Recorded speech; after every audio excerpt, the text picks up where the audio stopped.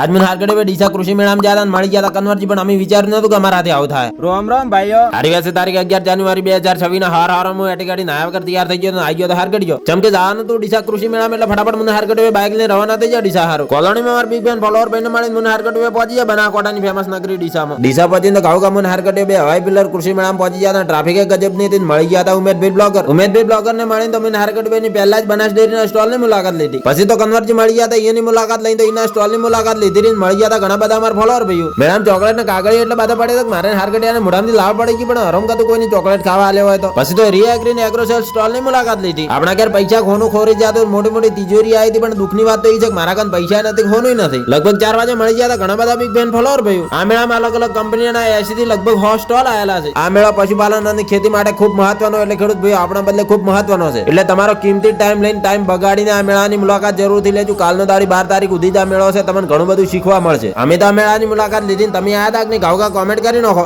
બોલો જય શ્રી સીતારામ.